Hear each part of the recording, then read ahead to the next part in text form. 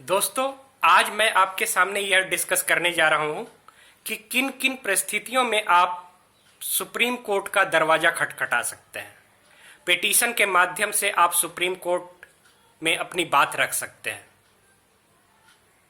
यह बात मैं इसलिए डिस्कस करना चाहता हूं क्योंकि ज्यादातर लोगों में यह भ्रांति है कि सुप्रीम कोर्ट सबसे अंतिम कोर्ट है, सभी कोर्ट के बाद हमें यहां पे जाना पड़ता है। तो दोस्तों, इसी क्रम में हम आगे बढ़ते हैं और देखते हैं कि किन किन परिस्थितियों में हम सुप्रीम कोर्ट जा सकते हैं और पिटीशन के माध्यम से अपनी बात को सुप्रीम कोर्ट के सामने रख सकते हैं। जैसा कि सभी जानते हैं, जो कॉमन लोग भी जानते हैं कि यह सबसे बड़ा न्यायालय है और सभी न्यायालय के बाद यहाँ पे हम पिटीशन फाइल कर सकते हैं। ये कॉमन परसेप्शन है, लोगों को पता है कि जिला न्यायालय होता है, जिला न्यायालय के ऊपर उच्च न्यायालय होता है जिसे हाई कोर्ट कहते हैं, हाई कोर्ट के ऊपर सुप्रीम कोर्ट होता है।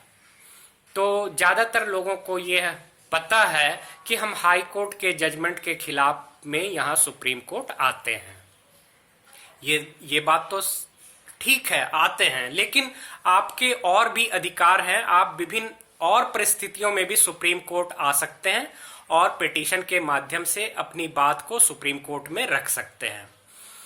यह एक संवैधानिक कोर्ट है दोस्तों।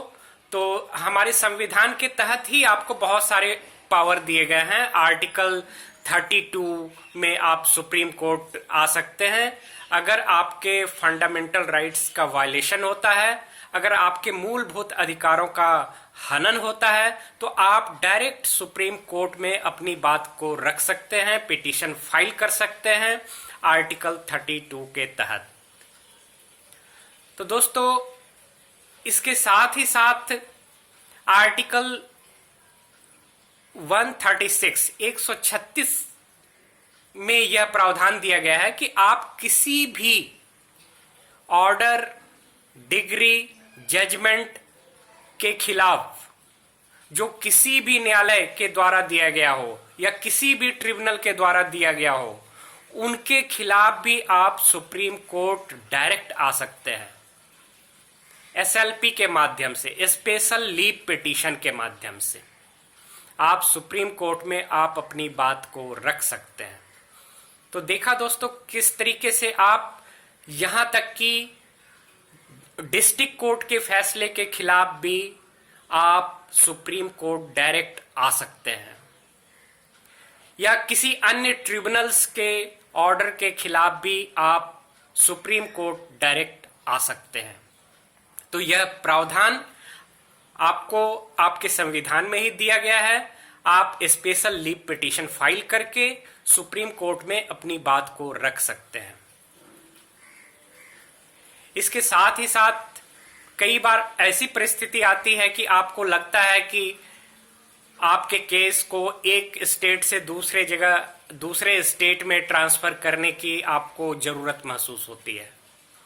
तो उस संदर्भ में भी आप सुप्रीम कोर्ट में अपनी बात को पिटीशन के माध्यम से अपनी बात रख सकते हैं, जो ट्रांसफर पिटीशन कहलाता है। आप ट्रांसफर पिटीशन फाइल कर सकते हैं और उस ट्रांसफर पिटीशन के माध्यम से आप अपने केस को एक स्टेट से दूसरे स्टेट में ट्रांसफर करवा सकते हैं अगर सुप्रीम कोर्ट आपकी बातों से सहमत है, तो आपका केस एक स्टेट से दूसरे स्टेट में ट्रांसफर कर दिया जाता है। तो यह पावर सिर्फ और सिर्फ सुप्रीम कोर्ट को ही है। तो एक स्टेट से दूसरे स्टेट में केस का ट्रांसफर करने हेतु आपको सुप्रीम कोर्ट में ही पिटीशन फाइल करना पड़ता है।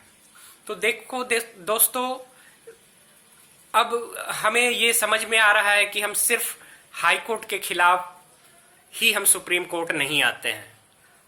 हम किसी भी ऑर्डर के खिलाफ, चाहे वो किसी भी कोर्ट के द्वारा दिया गया हो या किसी भी ट्रिब्यूनल के द्वारा दिया गया हो, उन ऑर्डर के खिलाफ हम सुप्रीम कोर्ट में अपनी बात पिटीशन के माध्यम से रख सकते हैं, जो स्पेशल लीव पिटीशन कहलाता है दोस्तों। तो यह भ्रांति अब आपको भी समाप्त हो जानी चाहिए, जिसमें कि यह पता चलता है कि हमें तो सुप्रीम कोर्ट, सभी कोर्ट के बाद ही हम सुप्रीम कोर्ट जा सकते हैं। तो ऐसा नहीं है दोस्तों, लेकिन प्रॉपर एडवाइस के लिए आपको आपके केस के अनुसार आपको देखना पड़ता है कि आपको किस प्रकार के केसेस फाइल करने हैं, ये सुप्रीम कोर्ट में फाइल करने हैं या हाई कोर्ट में फाइल करने हैं।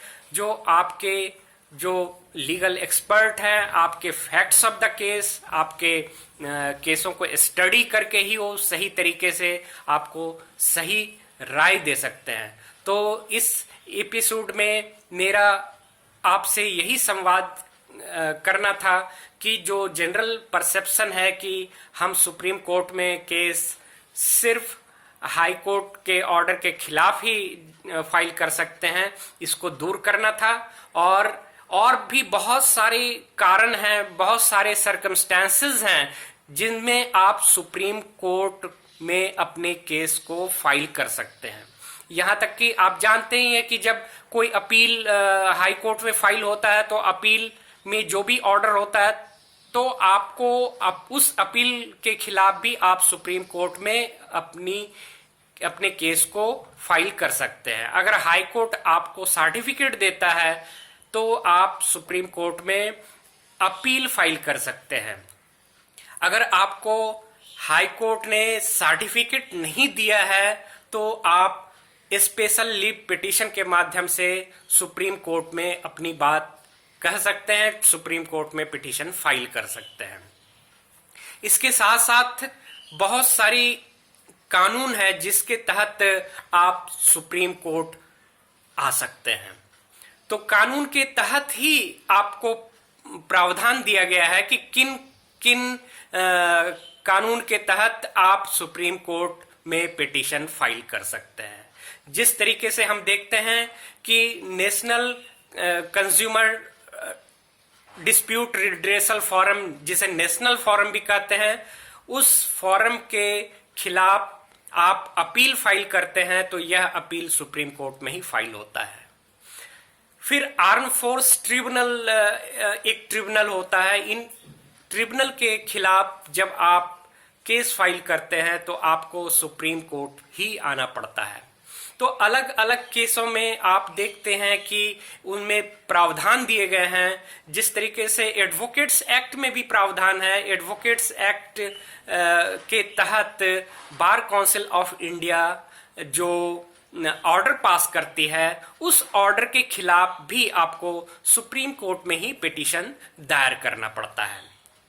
तो दोस्तों, इस छोटे से एपिसोड में अब आपको यह क्लियर हो चुका होगा कि सुप्रीम कोर्ट सिर्फ आप हाई कोर्ट के ही ऑर्डर के खिलाफ नहीं आते हैं, अपितु बहुत सारे रास्ते हैं जिन रास्तों को देखते हुए आपको अपने केस के नेसेसिटीज को देखते हुए आपको ये सेलेक्ट करना पड़ता है कि आप सुप्रीम कोर्ट आए या नहीं आए। तो बेसिकली यह कॉन्स्टिट्यूशनल कोर्ट है। कॉन्स्टिट्यूशनल राइट के वायलेशन, जो फंडामेंटल राइट्स का वायलेशन होता है, तो आप तो डायरेक्ट सुप्रीम कोर्ट आ सकते हैं। लेकिन सुप्रीम कोर्ट यह आपसे पूछ सकती है कि आप हाई कोर्ट क्यों नहीं गए, क्योंकि आर्टिकल 2 to 6 के तहत हाई कोर्ट को भी पावर है, संवैधानिक पावर है आपके पिटीशन के सुनवाई के लिए। तो आपको कारण बताना पड़ेगा कि आप हाई कोर्ट क्यों नहीं गए। तो इस तरीके से हम देखते हैं कि सुप्रीम कोर्ट में केस फाइल करने की बहुत वाइड स्कोप है, जिसे प्रत्येक व्यक्ति को जानना पड़ेगा, प्रत्येक नागरिक को जानना पड़ेगा। तब ही वे सुप्रीम कोर्ट के द्वारा जो सभी जनता को न्याय करने की एक व्यवस्था दी गई है, उस न्याय व्यवस्था को आप सभी, हम सभी इस्तेमाल कर पाएंगे। क्योंकि ज्यादातर लोगों को पता ही नहीं होता है कि हम सुप्रीम कोर्ट किन किन अवस्थाओं में आ सकते हैं। तो दोस्तों, इस तरीके से आपको यह क्लियर हो चुका होगा कि बहुत सारे रास्ते हैं, बहुत सारी बातें हैं, बहुत सारे केसेस हैं जिनमें आप सुप्रीम कोर्ट आ सकते हैं और सुप्रीम कोर्ट आपके केस की सुनवाई कर सकती है। तो इस छोटे से एपिसोड के साथ ही मैं अब अगले क्रम में आपको किसी और कानून के संदर्भ में आपसे बात करूंगा। धन्यवाद।